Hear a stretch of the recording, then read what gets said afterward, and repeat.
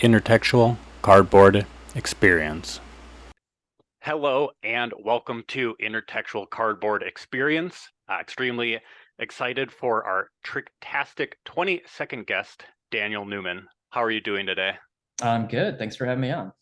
Yeah, of course. Thanks for being on. I think with a lot of my guests, I always have questions swirling around in my mind for some time. So I've had some questions for you for a bit, and Awesome. I think the timing is awesome because you're doing a lot of really cool things that I'm looking forward to talking about today as well. So Yeah, I've got a few irons and a few fires. yeah, I know that seems to be always the case.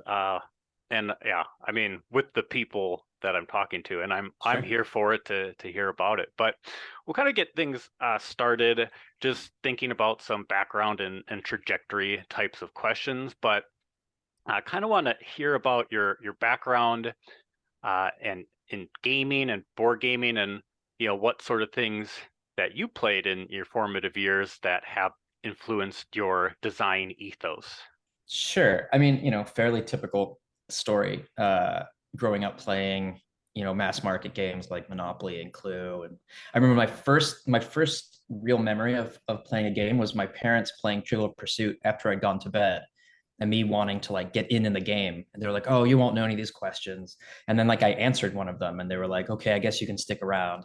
I think it was like about ET or something. I don't know. And then the very first game that was mine was some Care Bears game that a friend of mine didn't want anymore. But like I just loved the feel of the pieces, and like and I would just sit and play by myself, which I did a lot actually growing up.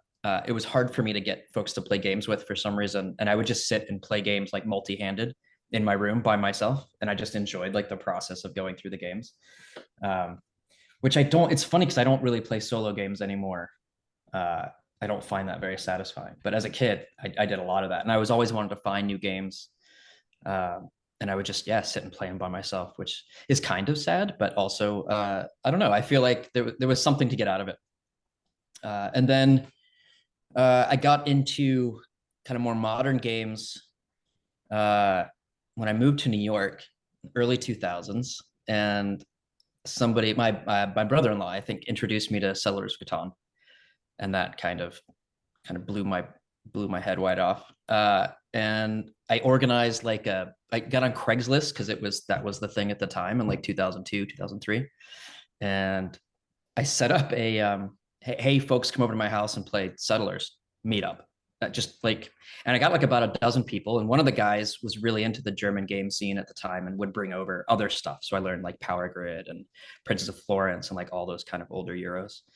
And that kind of set me off on that path. Uh, and that group lasted for about a year, which was pretty cool. So like when I first went up to New York, so it was a great way to meet folks. And then I just kind of moved on from there. Started designing in like 2014, 2015, I think. Um, and got really, back into, I had taken a little break from kind of Euro games for a while. We had a kid in 2009 and we kind of stepped away from stuff because that was keeping us busy. And then, we got back into gaming and I started designing. Uh, I mean, that's kind of my whole trajectory. That might've been more than you were looking No, for, but there you go. History of my gaming. no, I have a bunch of takeaways, but a couple main ones when you talked about doing the solo or multi-handed stuff. I mean, that comprises about 50% of what I still do. So I don't think it's Yeah. sad at the very Yeah. least. That's um, good. and I was just kind of curious too, because, and this can kind of like segue into the next question pretty well too, but I was just curious because a lot of the work that you're doing with your designs and New Mill are definitely, in the smaller box card game space. Yeah. So I was just curious if, like there are definitely, families that will, play those kind of like traditional card games. And I was just wondering if that was like a part of your past at all or anything. So I learned spades and hearts, I think when I was in high school. And I actually had a class in high school that there was a group of it was German 4, I think. And there were a couple of us that were just like not having trouble with the work. So we would kind of finish the work early. And then we got permission from the teacher to just go sit in the corner and play cards while everybody else was doing like their practice work or whatever that we just didn't need. So we had like a regular, I think it was Hearts. Now that I'm thinking about it, I think we had a regular Hearts game in German class. Um, but my family didn't really play traditional card games. I remember one time my grandparents were visiting, and my dad was setting up to play Pinochle, and he showed me like the uh, all the meld lists for Pinochle, and was just like, this is a lot to remember. And I played once maybe, but yeah, not a lot of traditional games growing up. Just like your Milton Bradley and that kind of stuff. Okay. Nice. So yeah, kind of like I said, in that transition spot then too. So your design and New Mill are, like I said, in the smaller box card game space. When do you feel like that's kind of like when you transitioned to in your like design and main hobby interests? Yeah, I mean, I started out doing more like Euros because that was kind of what I was interested in playing. And then what happened? We started the New Mill thing. It was Tony Miller and I during the pandemic. So we weren't going to conventions. We weren't seeing other designers.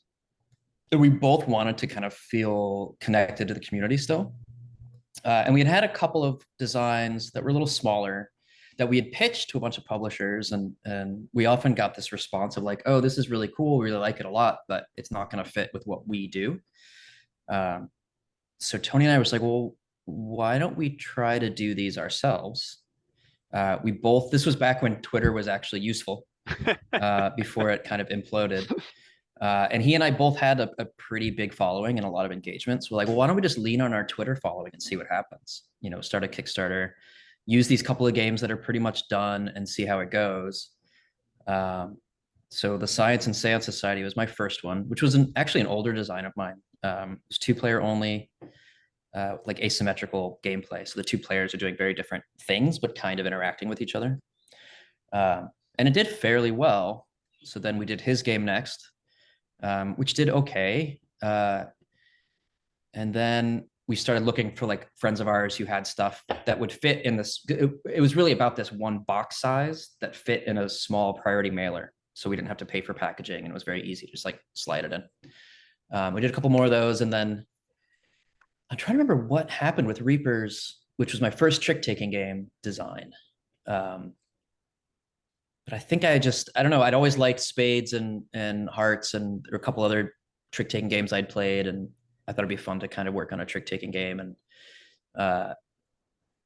it really kind of, I don't know, something about that space really excited me. And then shortly after I designed that, I learned about all of the games that were coming out of Japan, and Korea. And it's like really interesting stuff with trick-taking. And then I kind of went down that rabbit hole and pivoted the company to only do trick-taking games, and like it kind of took off from there. And then Tony kind of stepped away because what we were doing, like he was getting very busy with work.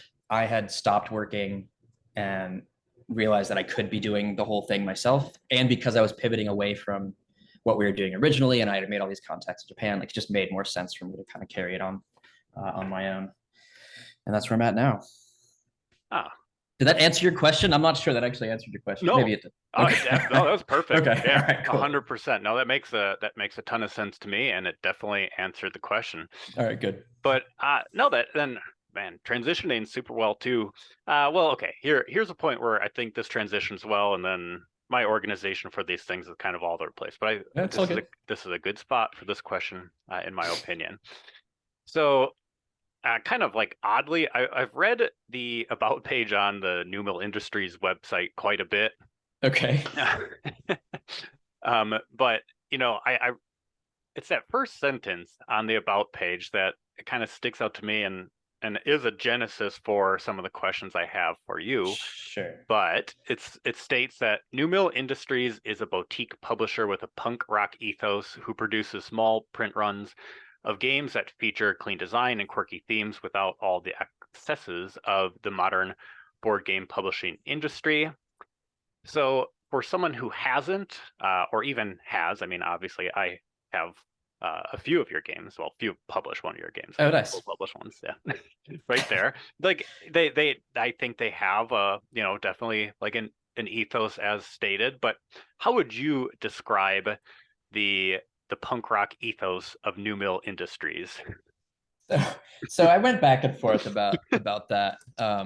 It's really more just like an attitude of not wanting to do things the way everybody else is doing them, and kind of taking more of yeah, I mean, looking at ways to do stuff that's a little less traditional. Like, so we use a print-on-demand publisher, a print-on-demand printer, essentially.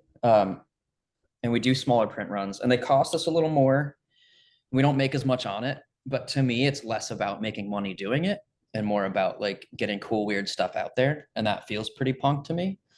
And it's funny, like I've had discussions with other publishers, and it takes me a while to get across like what it is we're doing, because they're like, well, why don't you do it this way? Like, why don't you print more? Like, why don't you pay for it? Like, and it's like I have to convince them. It's like I just don't care about making a big profit on it. Like, and this is way less risk, the way I'm doing it with pre-orders, and then I order just a few more than what I've pre-sold, and like I'm not really holding inventory, although that's starting to change. And it was just more of like a striking your own path, and kind of this idea that when we started out, it equated to me of like selling your cassette tapes after the show out of the back of your car, rather than like opening a store, and like things have changed a bit. I think that was definitely more true when we were doing fewer games, and not like a specific genre of games, and was kind of like, oh, here's another weird thing that we came across that we'll sell. With the trick taking now, and setting up the web store, which we didn't have originally, it's becoming a little more not traditional, where like I'm still using the same printing methods, but like I do hold inventory now. I am ordering more copies, because what'll happen with these games is like I'll sell a few, up to 200-300, and then they'll get out there, and then people are like, oh, I just found out about this game that came out last year. I missed the Kickstarter. Are there any available? And my answer was always no. We sold out. Like, the whole plan was to like sell it, and then when it's gone, I go on to the next thing. Well, now that I'm doing just these trick takers for like $20 a pop, it's a little easier, and they're smaller, and I can just kind of keep an extra 100. And then when somebody buys the new one, they go, oh, I don't have that. I can add that on. So I'm getting more of these, like, the older games are selling a little slowly, but there's still like, there's a venue to sell them. So I feel like I'm just rambling. I'm sorry. I think I lost my train of thought. But yeah, so, I think everything evolves, right? Like even punk rock record labels evolve, and just kind of take on more as they get more comfortable. So yeah, there we are. Oh no, that's really neat. There's a lot to kind of latch onto. I think the way you described it, to me, makes a lot of sense. And I don't know, my brain is in like two spots at once, but nonetheless. Oh no, I was just gonna say, when you're like, oh, I'm rambling, I said my sentiment is that if my questions don't allow for rambling, then I'm not doing a good job with the questions. So Fair enough. okay, here's the thing. So I think that we've talked about like trick taking a little bit, and I think obviously trick taking now is pretty popular. It's kind of one of the more in vogue things, but different trick takers are doing different things, and I think there's kind of this idea of like there are a few main types of general mechanisms in trick takers, and then a game will have like a twist or this or that. So a goal for some of my episodes is goal for all my episodes is to make them like turbo specific, intentional, and all that. Sometimes I'll incorporate a little wrinkle or twist to accomplish that. So here's one for you for that. Here's a twist that I'm pulling on you. Okay. Okay, but it's not too much, I promise.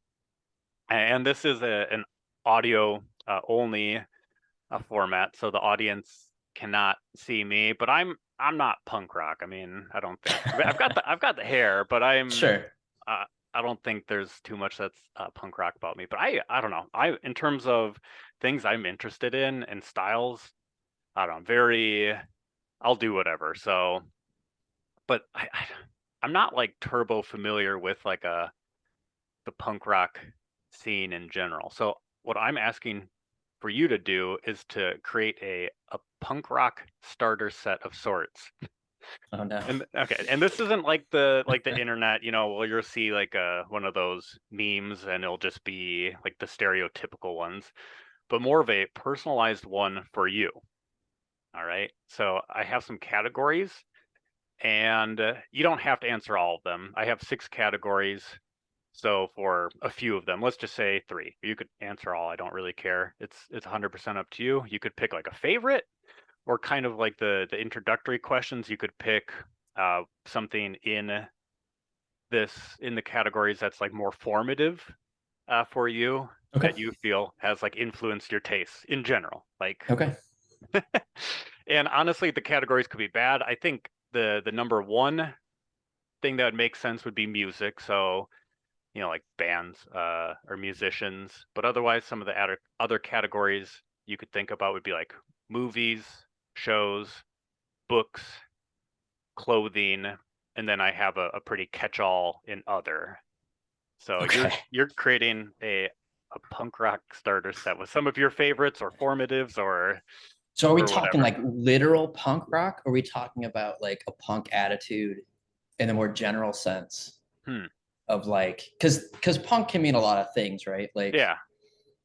and I honestly like, so I went to a lot of punk and ska shows when I was in high school, but then I haven't really kept up musically with it. And I've probably forgotten a lot of what I used to listen to, but I feel like there's this kind of like internal punk idea that I kind of hold on to. Yeah. Um, that's a little harder to like put into words. But so give me those categories again. Yeah. We can slow it down. So, and you can, yeah, I think what you said works well. So capturing that attitude, but we've got Sure. music, Yeah. movie, show, book, clothing, and other. Okay. All right. So I feel like I'm putting my credibility on the line here. But so the first thing that jumps out to me music wise, and maybe okay, I'm gonna say Operation Ivy. Uh, there's like one album that kind of covers all of their like releases, and that's when I think I want to listen to some punk. That's usually what I'm gonna put on. It's got a little bit of a ska influence as well, and then one of the guys in Op Ivy went on to be kind of the lead in Rancid, which is another band that I would probably go to. It's a little, I mean, it's not as like super underground as some folks who might be listening to will yell at me about, but that's all right. Movie wise, man, punk rock. Man, that's tough. I'm kind of thinking of like something. I will say like A24 as a Mm, as a production house, right? Feels hmm pretty punk to me. Um, I'll pretty much see anything they put out, and it's pretty offbeat and really makes you like question things, which I think is cool. So not a specific movie, but like A24 as like a film studio, right? What's a good punk show? Oh, the Doom Patrol Ooh, feels nice. pretty punk. Yeah. I think that's a good one. Super weird. Um, book. James Vandermeer's Area X series. So like Annihilation, which they did a movie of, and then the other two that come after it, which I'm blanking on. But it's the Area X trilogy. I think he's kind of a punk author, just in general, doing just weird stuff. And then for clothing, man, you can't go wrong with a hoodie. Hooded sweatshirt feels like the punk wardrobe to me. But yeah, how was that? Was that You, adequate? yeah, you were hesitant. I mean, not hesitant to start, but I think I threw a lot at you, and yeah, you knocked that out of the park. So it's funny. All right. Um definitely musically not familiar. A24, for sure. Yeah, Yeah. I used to watch way more movies than I do now, but I think that fits the bill really well. And Yeah, so my wife and I watched a lot of those, comic inspired shows or what have you. Mhm. But that have like, maybe like a darker twist. So I think, Doom Patrol is one of them. But we watched Umbrella Academy That was another one I was just thinking of too. Yeah, yeah. Umbrella Academy is great. and unfortunately we stopped watching Doom Patrol somewhere in season 2, I think, and I don't know. It just kind of happens. But I liked it. There was that one episode, and I don't think this is a huge spoiler, but it was that kind of the creator and recreator and decreator episode, if you know what I'm talking about. Mhm. And that was one of like the most I've ever laughed watching a television show in my Yeah. entire life. I just was dying. I mean, I think I'm really like, I love stuff that just isn't afraid to embrace the weird and just lean into it. Um, and that feels pretty punk to me. It's just so like that no fear of just kind of being a weirdo and being into weird stuff, you know? So one of the things I really love about kind of some aspects of Japanese culture too is that they're just like they just jump in there, man, with the weird shit. Uh, and like they're yeah, just not afraid to just embrace it. So Yeah, well, and I think, it's, ultimately if it's like what you, like a very general you, if it's like what mhm. you want to do and you feel like you're being held back by anyone else's opinion, Yep, that's kind of sad. yep. Not kind of sad, Agreed, it's super sad. So agreed. awesome. Okay, well, I'll definitely now that I I'm gonna hop back. Now I have a movie list and some of them are well, a lot of my movie lists are some of the A24 films that I've missed. Cool. Do you have like what's okay, sorry, I'm just gonna ask another follow-up question. I know you Yeah. said you didn't have a particular one, but if you're gonna think of an A24 movie that sticks out to you as one that if you were to have to watch one right now, what would you pick? I mean, Hereditary probably is like one of my favorite horror movies I've ever seen, and it's just like, oh, it's so gonzo. It's so good. Yeah. So I would say Hereditary first off the bat. I need to watch it again too. It's been a bit. But actually, there's a membership for A24. It's like a fan club kind of thing.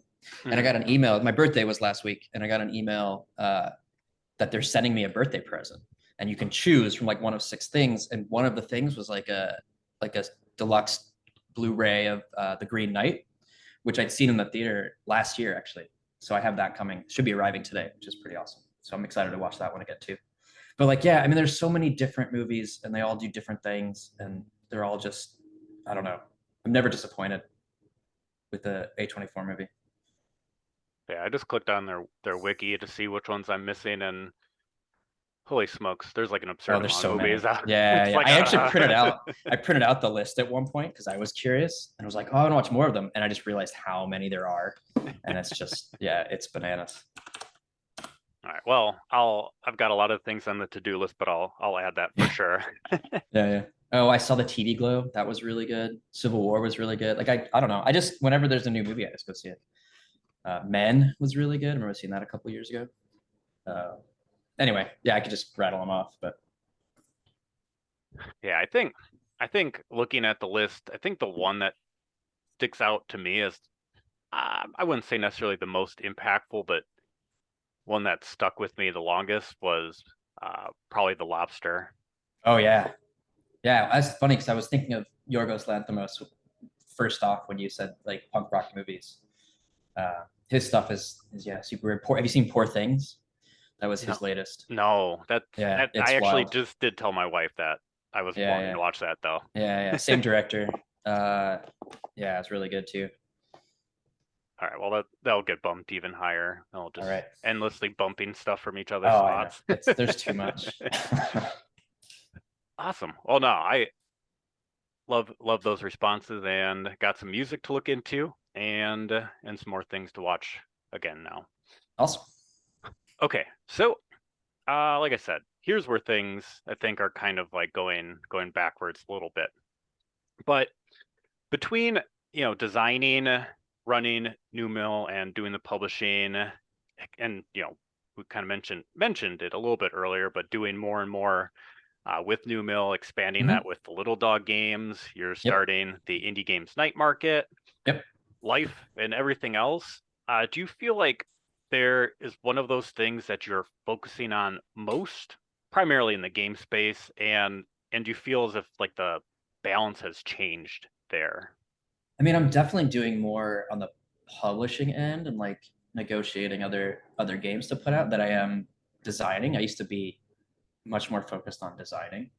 I still have a couple things that I'm kicking around, but I'm definitely spending more time on publishing and like the graphic design side of it, right? Because I do all the graphic design for everything unless I'm reprinting stuff that using the original, which I am doing. There's a couple this fall that are kind of more like reissues than full new editions. But even that, like I have a lot of work to do, just kind of getting stuff ready for production. So that's probably most of my time.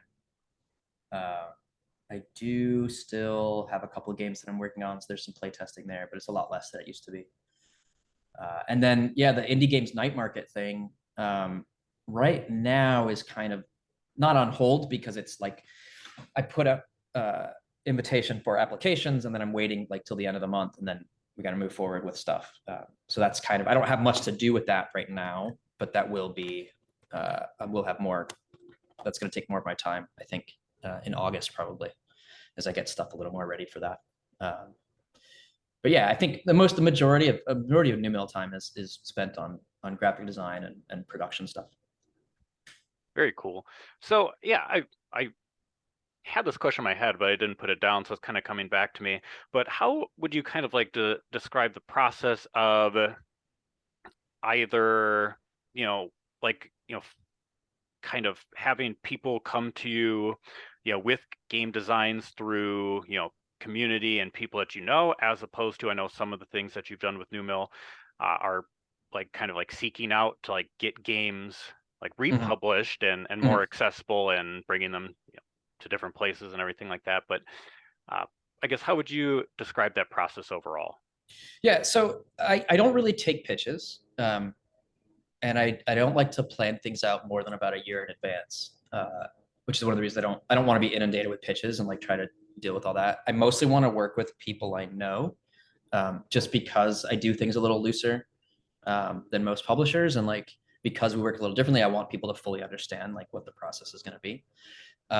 So I am in contact with a few folks in Japan, and I've gotten to know some designers there. And because I started making connections, I can kind of get in touch with more people, which is because in Japan, like they don't really like to work with outsiders unless they have a good like relationship with them or like people can vouch for them, right? Not by and large, like I'm not saying everybody was like that, but that's kind of the experience that I've picked up on. So it's a combination of finding, what I want to do is find like older Japanese trick takers that people are excited about that are out of print, that I can then make new versions of and make them available again. And that's probably about 2/3 of what I'm doing with New Mill. And then the other bit, I'm on a couple of Discords with a bunch of other designers in this space, and I play their games. And sometimes it's like, I'll play their game. It's like, do you have a plan for this? Are you pitching it?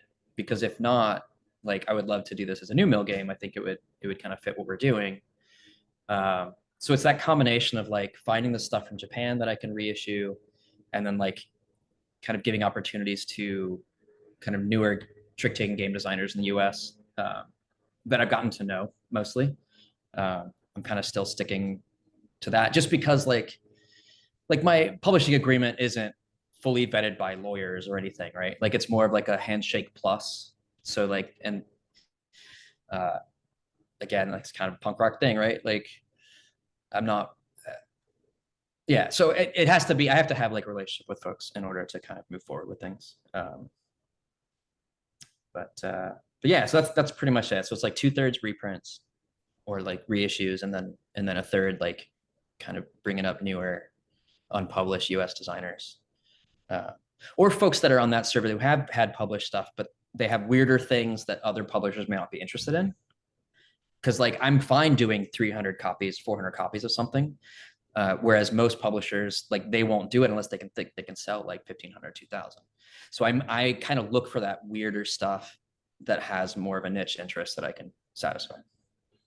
Oh, that's awesome. And yeah, it's kind of funny, like not funny. It's just interesting how, you know, both of those, ideas or things that you work on have that, relationship and community aspect. One of them more Yeah, for sure. global or, Yeah, yeah. overseas, and the other one just kind of, you know, building it up through the relationships that you already have and just trying new things and finding, the right audience for that, and or just, having it get out there and then realizing that there is kind of more audience. Like you said, a lot of times those games will come out and people will be asking like, oh, Yeah. like, is this is this available? And Yeah, no, I still get questions for stuff that I don't have anymore. And I've started doing reprints, but it's tricky because the interest in a reprint is usually a lot less. So like the 6 of 8 sold out basically like right after I started fulfillment. Like I maybe after, so we did the pre-orders, I ordered a certain number, we kept taking orders, and by the time I got it, I think we had like 10 copies unclaimed of the 500 that I bought, which was bananas. So then, there was a little more interest. So I was like, well, I'll go ahead and do a reprint order. But I've done, I think I could actually look. It's been less. I mean, I did a 300 copy reprint order, and I think we're at, sorry, this is not great podcasting. So about half of those have sold of the 300 I just pre-ordered, I just purchased. So, and I did another one for Enemy and Anemone, and it's been less than that. But I also have this web store, and people will likely order it, add on to things as time goes on. I don't mind sitting on them a bit. mm-hmm. But it's tricky. Like I'd always said before, like I wasn't going to do reprints. It was going to be one and done. And even in the publishing agreement, I give the rights back to the designer as soon as it's done, as soon as it's fulfilled. Because that was always the intention. It's like, here's 300 copies of a weird thing, on to the next, right? But now with this trick taking stuff, it seems to make more sense to kind of hold a little more and like let the interest build from the first print, from the first like release of it, and then just have more to sell, when word gets around. But we'll see how that goes. Yeah. I mean, and you talked about it earlier. I mean, you mentioned the fact that what you're doing is an evolution. So just, kind of working with that ebb and flow and just seeing what works best, and having the, the positive relationships with everybody that you're working with in the first place. It's, it's going to be a good thing no matter what. It's just in the best interest of everybody involved. So that's fantastic. And I'm trying to like read the interest as I'm going forward. And like, we used to just do one game every 4 months. And now I'm doing like, I think in the spring, I had 5 games available for pre-order. In the fall, I'm going to have 4.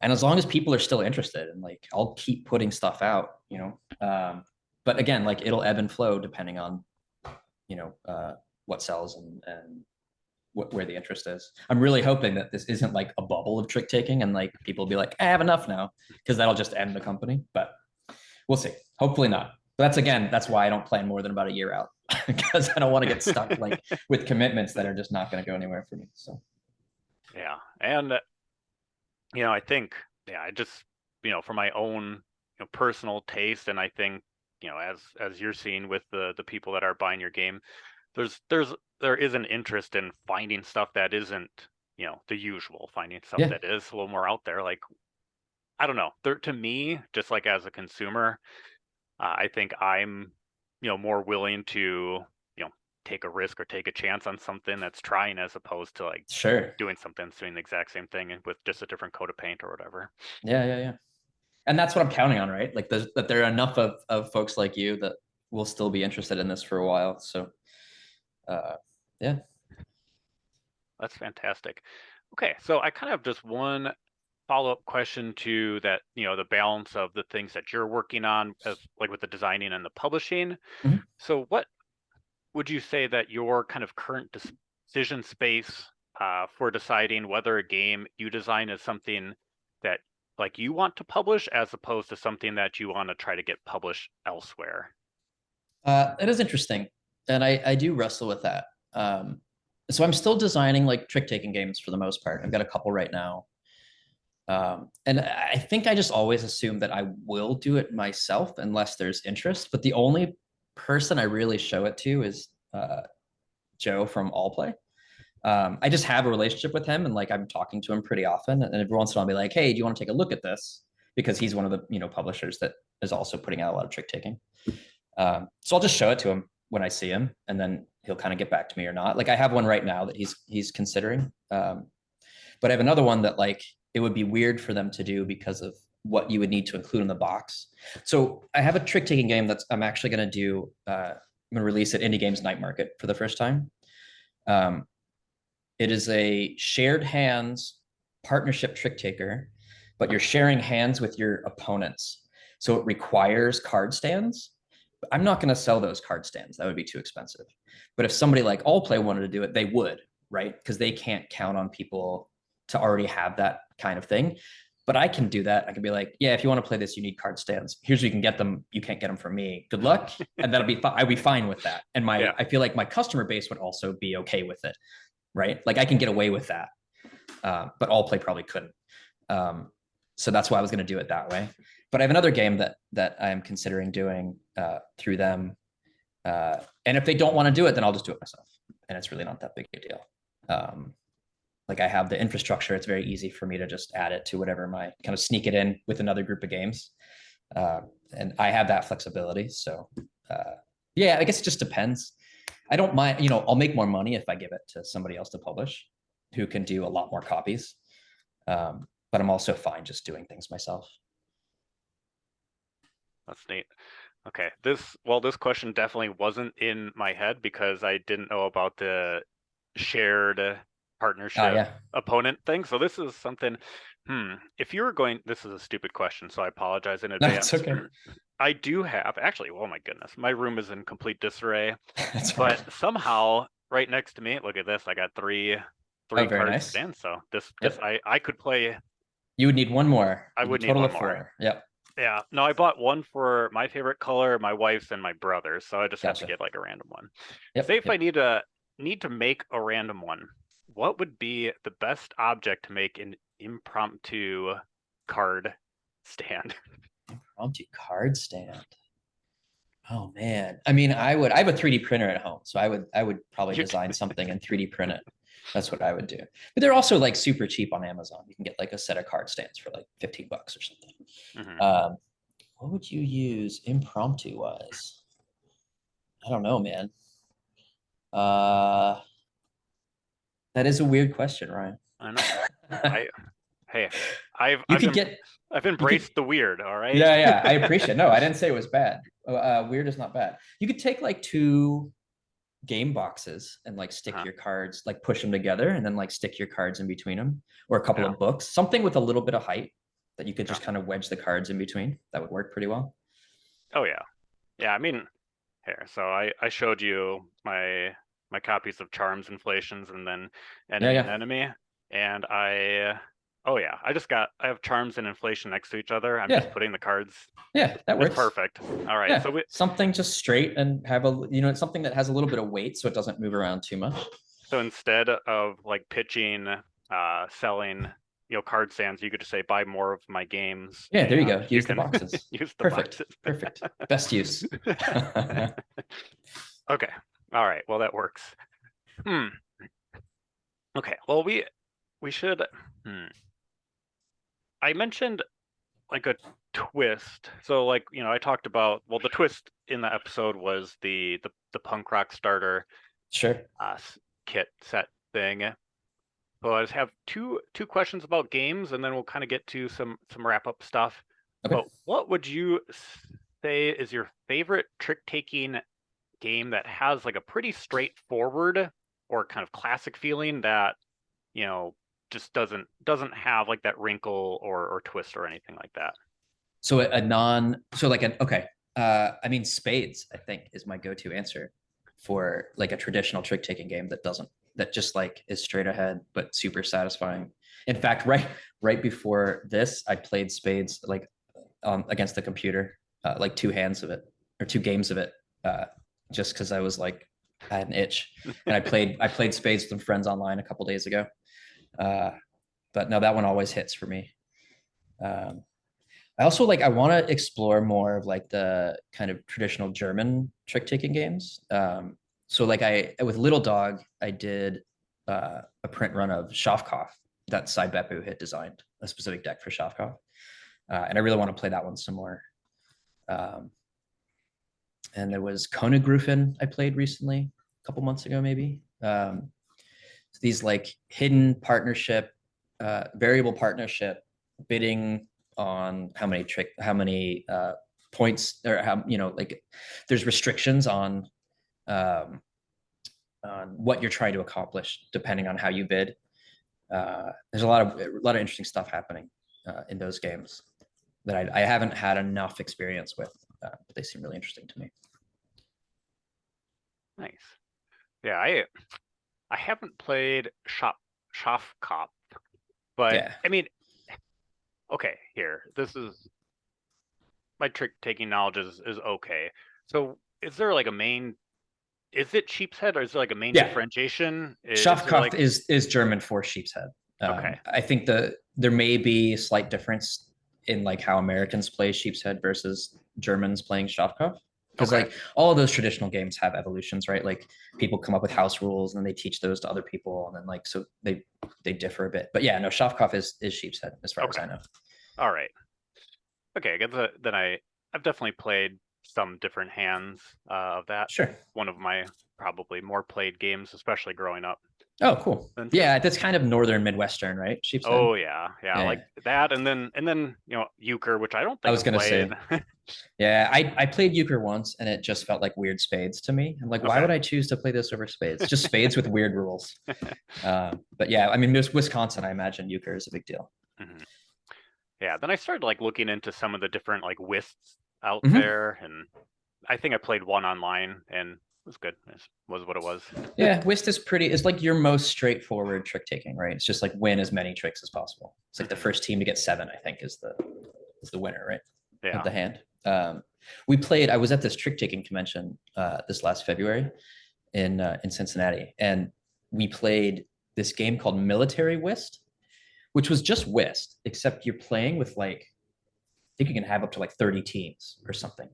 And every team has a country flag, and you're going and playing other countries. Like 2 of your team goes and 2 of your team stays at home, and you're basically playing a whist tournament with different countries, and you take their flag if you win, or you leave your flag depending on if you're home or away.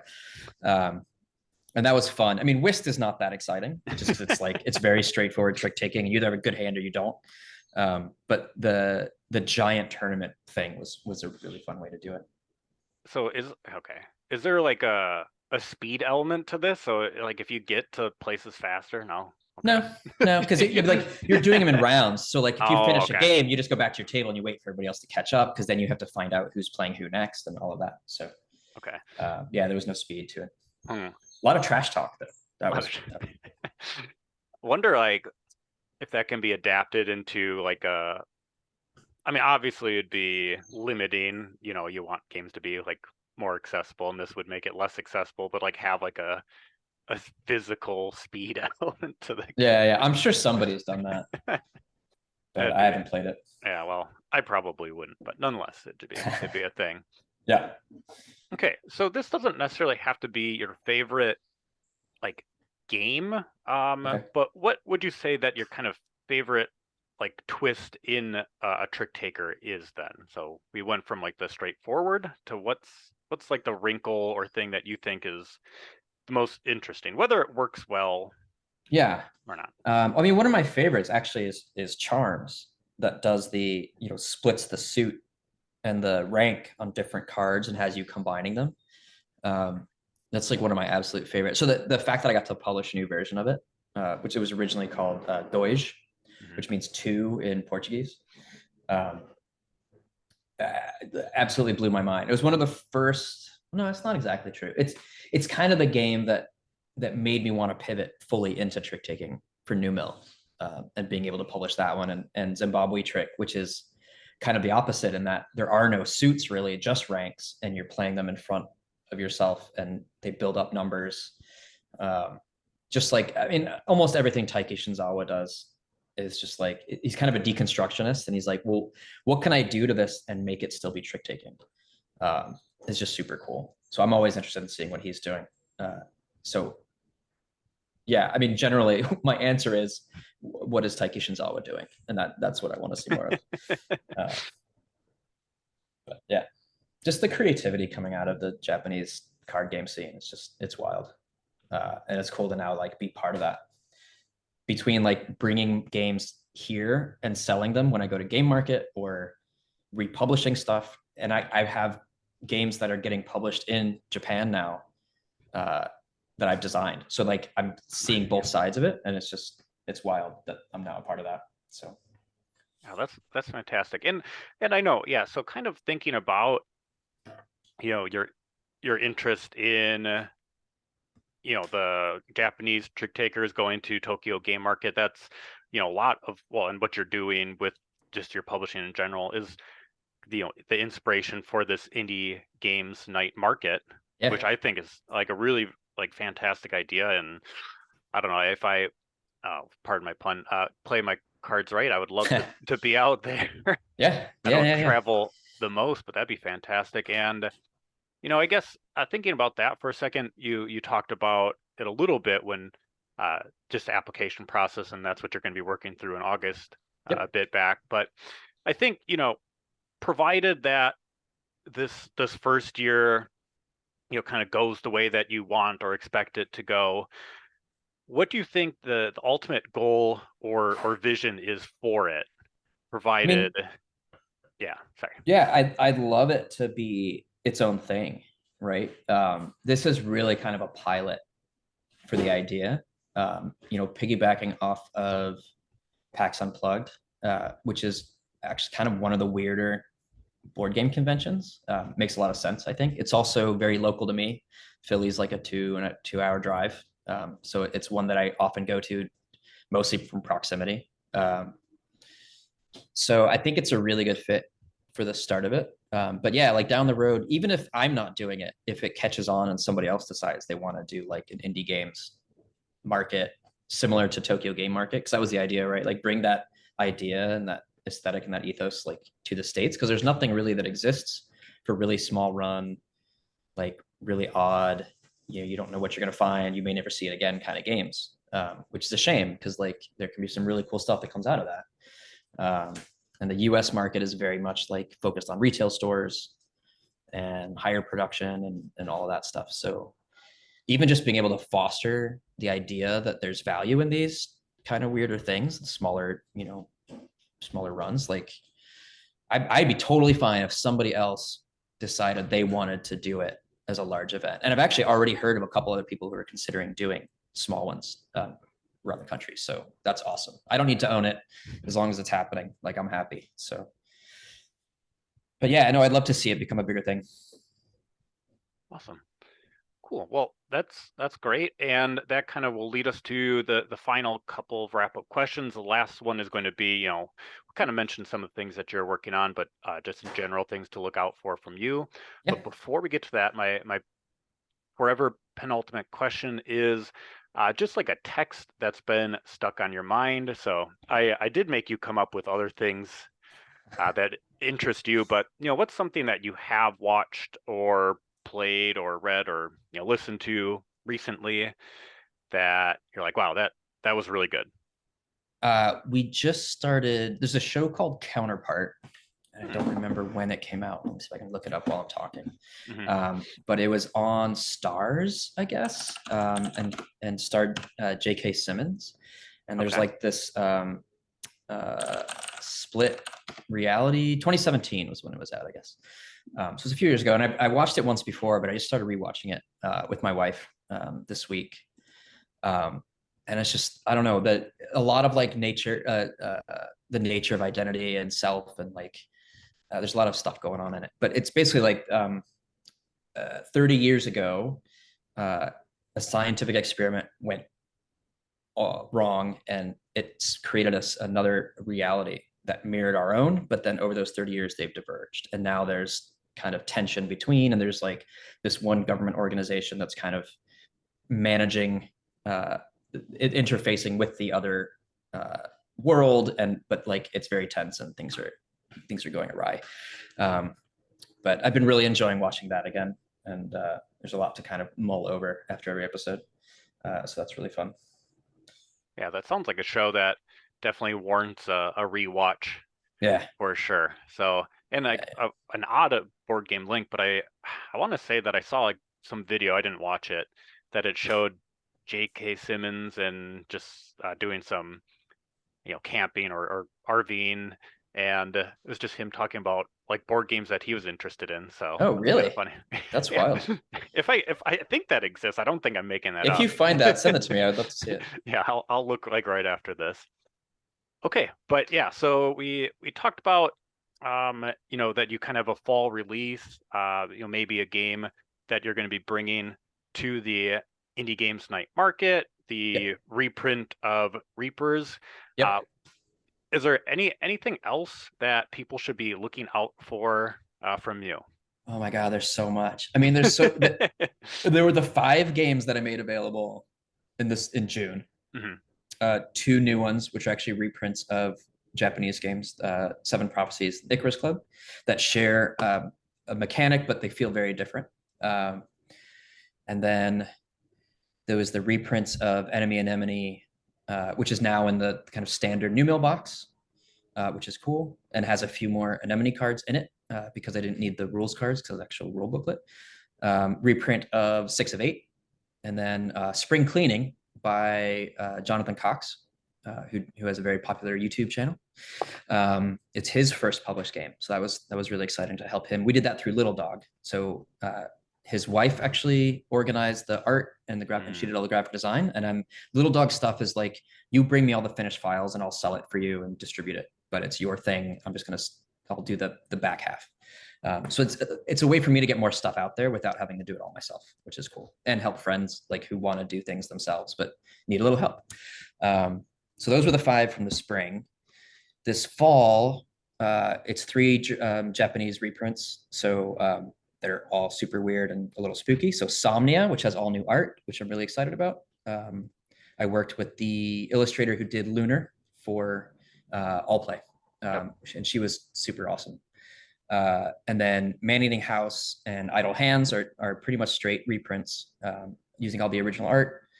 And then I'm doing a reprint of Reapers also in the New Mill box. And I did new art for it, new graphic design for it, slight retheming.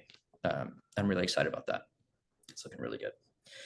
So that's October. And then I have stuff, I mentioned my game Agency, which is the shared hands partnership across the table game, which will be at Indie Games Night Market. And then I have 3 games planned for February and another couple already on the books for next June. So yeah, there's a lot. I'm kind of like, and it's like when to start working on the next thing, So like I just finished the rule books for 3 out of 4 of the October games this week. And then I have to do everything for the 4th one in the next couple of weeks, but I'm waiting on the new illustrations. There's 2 new illustrations the designer wanted to give me. So that's the end of the month, I think. But yeah, it's just like juggling when to do stuff for what, and not making sure I don't plan too far ahead, because you never know what's going to happen in a year. But yeah, a lot of cool stuff coming up. As long as people are still interested, I'll keep doing it. Well, I mean, that is welcome news to me, and I'm sure many other people. So I'll definitely link the web store, because a lot of those pre-orders and the other ones are still like available. Those games are. Yep, I keep everything in pre-order until I actually get them and do fulfillment, and then they just become standard order. Mm-hmm. Right now, I am out of town for like most of the summer, so I'm not going to be shipping anything until like mid to late August, whether it's in stock or not. And I have a big message about that on the website. So yeah. Yeah, well, I will link that. I will be looking out for everything else that you're working on, and just kind of a fun link. You mentioned Alicia. Alicia and I chatted a bit back, and that's right. You mentioned working with you, so that's great. No, she's rad. And just like a final quick anecdote before thanking you and signing off is that I know I posted this online in one of the Discords that we mentioned, and that Mhm. was just like one of my earlier experiences in playing Enemy and Enemy. Mm. And one of the people that I played a lot of games and card games growing up with was my dad, and he likes, I mean, he likes games, so he'll like anything that I bring over, but I typically kind of have to ask him Mhm. like his thoughts Mhm. on them. But after we play, he's like, "Oh, I really like that one," and it was just like a really nice, fun experience. It was a good night, just Yeah, being that's able to awesome. catch up with pops and hang out and play that, and Oh, just that's kind of great. like bring back the types of games that he likes. So Yeah, it's surprising to me how well that game has gone over with like every segment of people. Like my mother-in-law loves that game and has like introduced it to her family, who then have bought copies. And like every time she has friends over, she like teaches them how to play. She's like ordered a bunch of copies from me, like over, like she's like, "Oh, you're reprinting it? That's so good." So like she's already ordered an extra copy. It's no, it's probably the most universal of my games, the most like wide appeal, which is pretty cool to see. yeah, it's super fun, and I know that you've kind of merchandised that. I have to get one Yeah, of those shirts. yeah. There's a bunch of shirts. So that was funny. There was somebody who really liked the art, and they were like, "Oh, if you put these creatures on T-shirts, I will buy one of each." I was like, "Okay," and I did it, and then he did. So now they're all the different creatures up there. And then I did one recently that is the clownfish, and it says, "Keep your enemies close and your anemones closer." Or your friends close and your anemones closer. That's what it is. Keep your friends close and your anemones closer, which I thought was funny. I've sold a couple of those, but those are just like I don't make anything on those. It's just kind of for goofs. But yeah, Oh, I like that a lot. yeah, Well, yeah, like I know you got a ton going on, and I really appreciate you taking the time out of your day to chat with me. I yeah. had an No, absolute it's been blast. fun. Yeah, it's been super cool. Thanks for having me on. All right, perfect. Thank you. Yep. Intertextual Cardboard Experience, the most punk rock podcast about board games and any other text that they connect to. Thank you so much for choosing to spend your time here. Any further support, such as sharing the show with friends, following the page's socials in the episode description, writing a review, filling out the feedback form, or doing anything else you can think of is greatly appreciated. Keep playing, watching, reading, listening, experiencing.